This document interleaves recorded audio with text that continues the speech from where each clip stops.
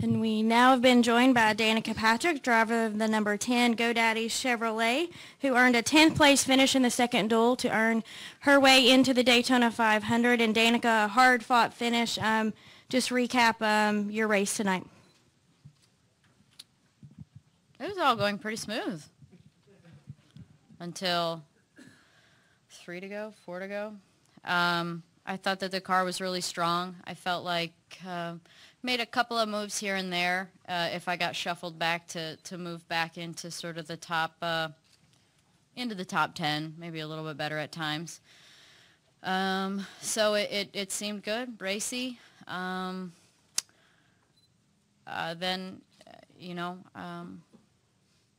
it went from there. I'm sure y'all are going to ask questions about it, so I might as well just let you.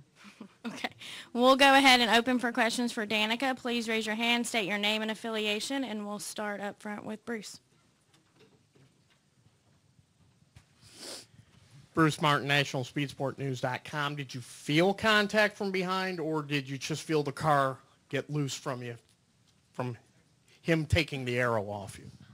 It feels like the back gets lifted up and comes around.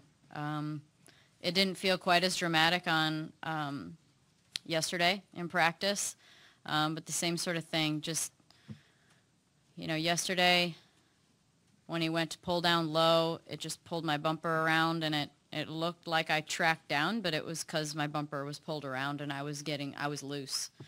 And then it spun and wrecked, and we go on to the next car, and then the same thing. Similarly, something similar happens tonight where I look in my rearview mirror and he's tied up behind me, and I can see that he is staggered a little bit to my left rear and get into the corner, and the car just gets really light and spins around. Same thing. When we had a little chat afterwards, he told me my car was too loose. So that was his explanation for why the car spun. All right. We'll go to Nate, please. Thank you. Nate Ryan, NBC Sports. Danica, what was going through your head when you had the crash? I mean, did you think you're out of the Daytona 500 at that point? Did you think you could race your way back in? And did you know going into this race that the situation was fairly dire, giving a lot of guys ahead of you in points were going to need to Holy crap, it felt dire. I mean, this whole scenario is crazy that the series has put us into, Actually, I said yesterday it's horrible that, it's left up to other people and what they can do to you to whether or not you get in the race or not. And I was like, I just need to not get caught up in anything or have something like yesterday happen. And the exact same thing as yesterday happened. So it's a stressful situation. It's fairly unfair, I feel like, based on how much is out of your hands at a track like this. I have no doubt. I'm sure it was incredibly exciting, but very stressful and what I feel is unfair.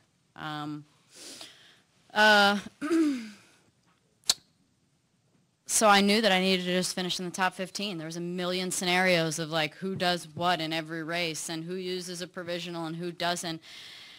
And you can just drive yourself crazy thinking about all of them. So instead of thinking about all the stuff that I need to do to just make the race, I really wanted to just focus on having a good race. And, in the race, like I said, I made a few moves here and there to make progress, and I wanted to get further up to be in the thick of things. I'm sorry, not be in the thick of things, but being just in front of it and get in front of the accidents, and luckily that paid off because a couple of them happened right behind me. So you never know when you're going to get that opportunity, and sometimes it gets double file and there's nowhere to go. So I just wanted to make progress quickly, and everything was going just fine till the end. I felt good about it. All right, we'll take Claire front here, please. Thank you. Claire B. Lang, Sirius XM NASCAR Radio. Denny said after your interview that was up here on the screen, once I get close to her, her car gets out of control. After your conversation, what does that indicate to you, and particularly more of an issue getting close to you he's feeling for some reason? I have no explanation for that. I am confident other cars get very close, and things like that don't happen. Done thousands of miles of this speedway racing now, and I haven't found that to be a problem. So I think that I just think that he's wrong. I think that he's too close, and I think that he's taking the air and getting it off the spoiler, and he's not squared up either, and that's also part of the problem. So I don't know. Maybe he likes my left rear. Jared, go ahead. Yeah, Jared Turner, FoxSports.com. Danica, at any point tonight, maybe after the last wreck or whatever that you were involved in, did you ever think that you were not going to make the Daytona 500? Sure. Like I said, there's a million scenarios, and so at the end when they told me I need 4 spots or you need to pass these 2 cars or you're 18th right now, I was like, okay, do I have to be desperate, basically? Do I have to pass these cars? And nobody answered me, so I said, screw it. I'm just going to be desperate. And luckily, it shouldn't go unsaid. Kurt was there for me. And without Kurt, I wouldn't have finished where I did.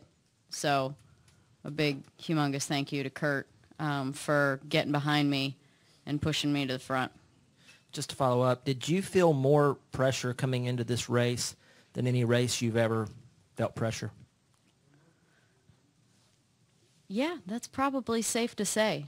I think it's one thing when you're in a race and you want to do your best and have a great result, and I've by all means been nervous at times, and probably 2 years ago starting on the pole I always get more nervous the further up I start. But this was a whole different nervous. This was a lot of it has to do with the fact there's so much out of our hands as drivers, and that's my frustration, is that, you know, it's one thing if it's qualifying and then you go race at a traditional track where, you know, you pass but this is just big pack racing where you just have to hope you don't get into a wreck or somebody doesn't get into you, and right place at the right time, and it's so there's a lot of stressing out, but there's not much you can do about it. You just have to hope and pray for the best and be as smart as you can out there. It's all you can do. And I will say, you know, obviously, you know, for my team and everybody, but mostly for GoDaddy, it made me nervous too. This is the biggest race of the year, and they need to be in it. Danica, thank you for your time Okay. Thank this you. afternoon, and best of luck on Sunday.